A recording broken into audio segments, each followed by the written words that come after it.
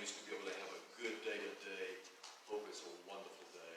Hope your life just feels rich because or send a gift and telephone them, of course, today. In God's holy word, Proverbs chapter 1, Proverbs chapter number 1, and I'll begin reading with verse number 8. I will preach. Teach your children.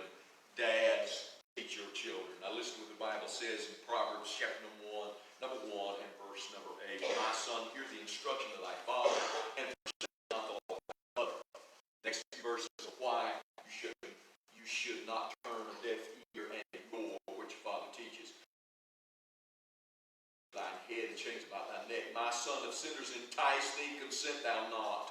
If they say, come with us, and let us wait for blood, let us lurk privately for the innocent without cause. Let us swallow them up alive in the grave, and whole as those that go down into the pit. We shall find all precious substance. We shall fill our houses with spoil. Cast in thy lot among us. Let us all have one purse. My son, walk not thou in the way of them. Refrain thy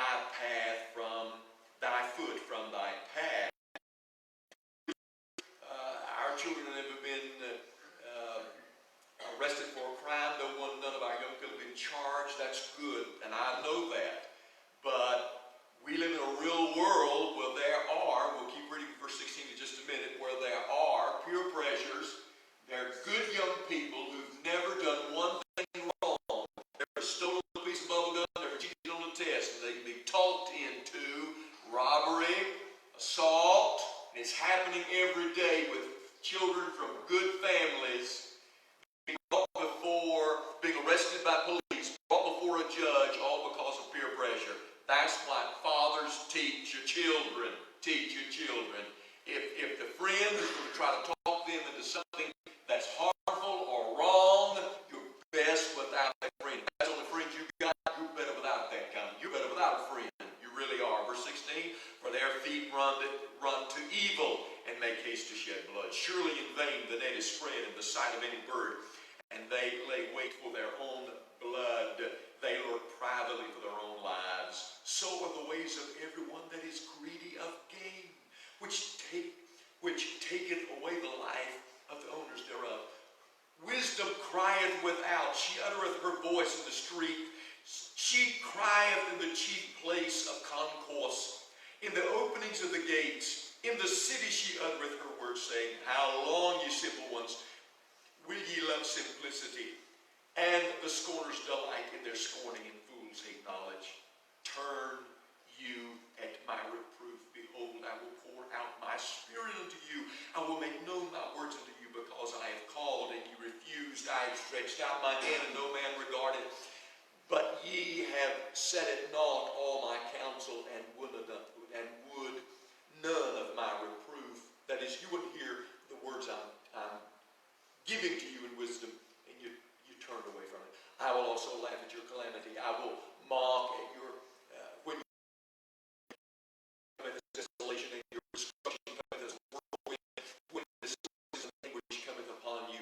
Do you say, you're thinking, oh, God all of a sudden becomes an unloving God? No. This is poetic language where God says, if you don't listen to the teaching of your parents, you turn a deaf ear and you go your own way, and you listen to the popular voices, you listen to a few pals, girl pals and guy pals, there comes a point in time that God himself can't get you out of some trouble.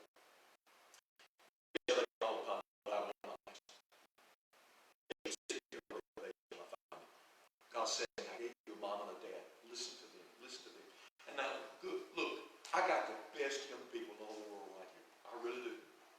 They're models.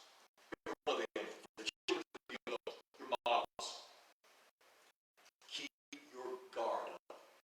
Everywhere you go, college, the workplace, there are these popular young people who try to get you to do something wrong. They say it's being cool. It is not.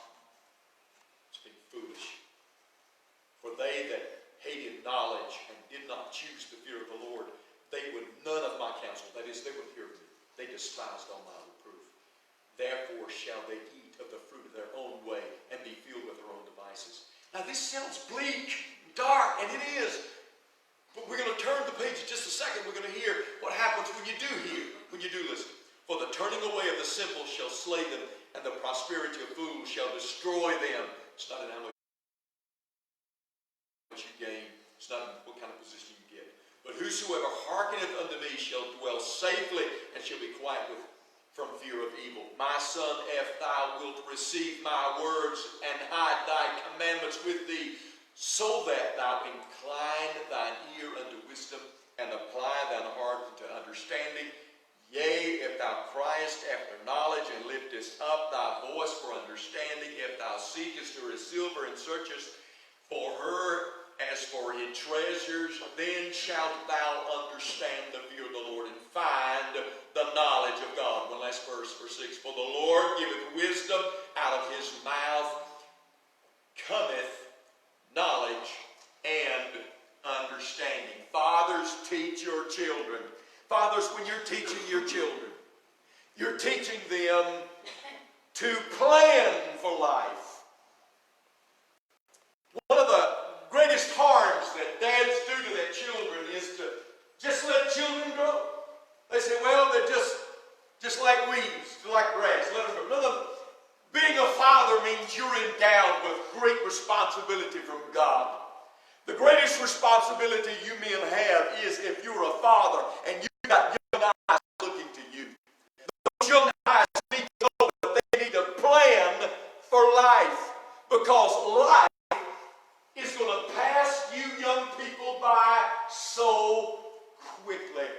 The last couple of days, Carol and I had been in a couple of situations where many years ago we were just starting out young, as we were seeing some older faces and faces we were involved in, and we've been thinking the last 2 days when we were first starting out 39 years ago, how in the world has it all gotten away from us? Well, young people today, I want you to know that fathers need to teach you to plan, and our dads are doing that. They're teaching you to plan, because before you know it, you're gonna be looking in the mirror, and your life for the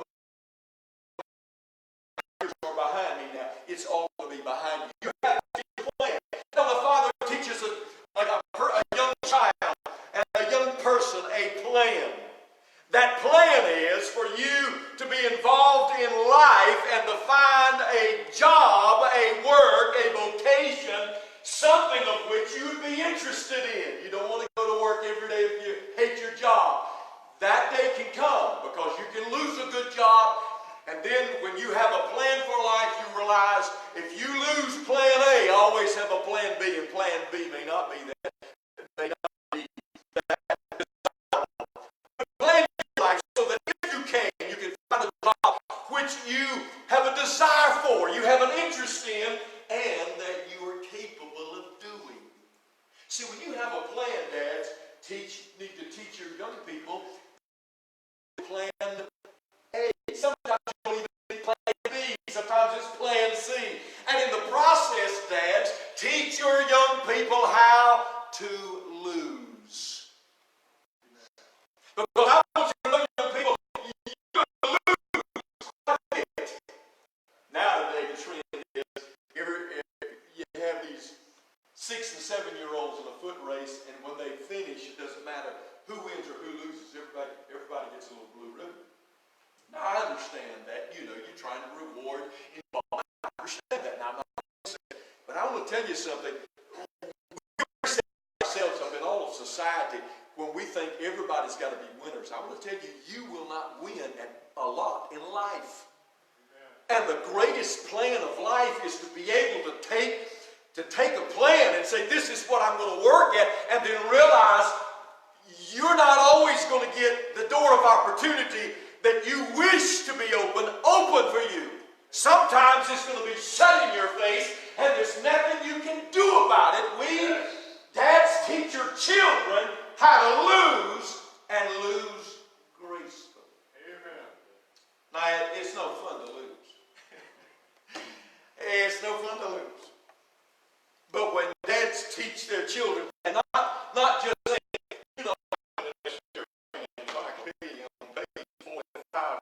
paragraph B, read boy. Remember?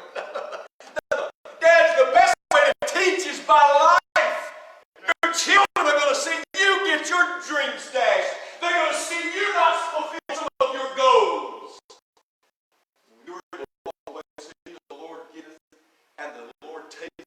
But blessed be the name of the Lord my God. You teaching your children how to plan A, plan B, plan C, and live for God and love Him, and that your plans in life do not, if they don't come to fruition, if they don't come to fulfillment, if you don't get what you want, it's okay.